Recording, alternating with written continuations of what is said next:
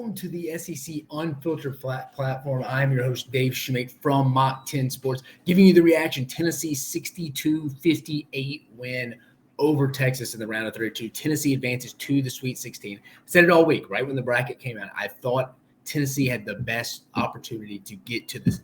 I had the most confidence, I should say, to get to that second weekend, to the Sweet 16. Tennessee heads to Detroit out of the Midwest region.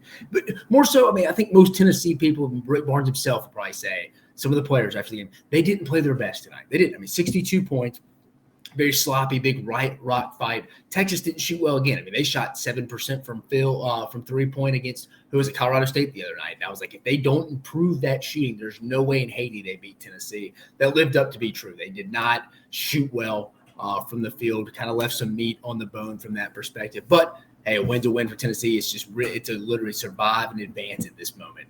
Be a little bit disappointed heading into your next matchup against either Creighton or Oregon. That game's going on right now. That'll be Tennessee's next opponent in the round of Sweet 16. We'll talk about that one in just a minute. But this game specifically, again, 62-58. Tennessee shot 33% from the field. Texas shot 37%. Not much difference there.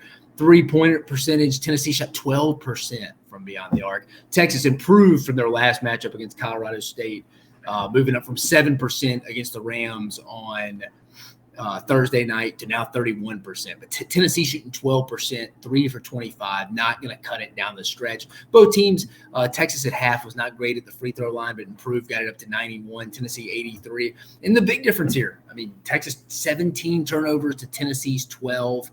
That's a big one. Tennessee also had 36 points in the paint to Texas's 20.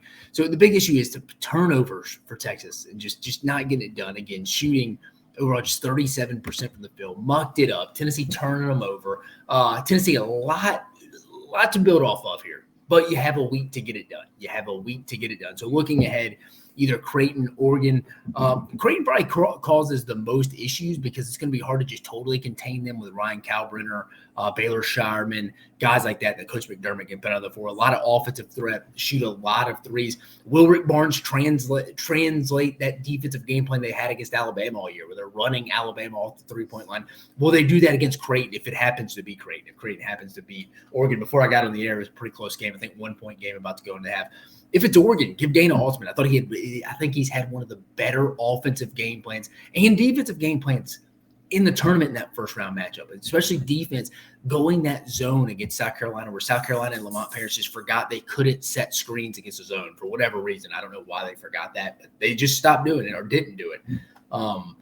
So from that standpoint, I thought Oregon in their first round could have beat anybody. And if they go win this game against Creighton, hey, I don't care what Oregon did in the regular season. We're in March. There's 16 teams left. If Tennessee's playing Oregon, they're playing a hot Oregon team that won the Pac-12, beat a good South Carolina team that's beaten Tennessee, and they beat a good Creighton team. It's one of the better offensive efficiency teams in the country. So it's going to be a tough matchup for Tennessee either way. Tennessee's going to have to play better offensively, I think, in this next round. They are. It's going to have, besides the defense, rebounding, toughness, other things offensively, going to have to travel to Detroit with them this upcoming week.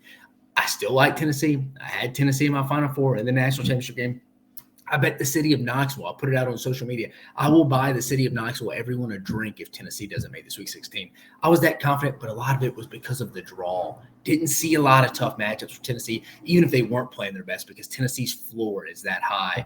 But just initial reaction here, SEC finally gets one team to the Sweet 16. It's going to be up to Texas A&M and Alabama tomorrow. Remember, Texas A&M faces Houston. Alabama faces Grand Canyon. So, again, coming at you, Dave Shumate, host from Mach 10 Sports. Initial reaction, Tennessee advancing to the Sweet 16 with a 62-58 win over Texas. If you like what we're doing here, SEC Unfiltered, we have college baseball, SEC Open, a second weekend of SEC play here. Obviously, March Madness content as much as the SEC stays in this, and then spring football ramping up here throughout the next month. So, again, like, subscribe, hit the notification bell if you like the content we're bringing at you. Again, appreciate you joining us. Tennessee, the Volunteers heading to the Sweet 16.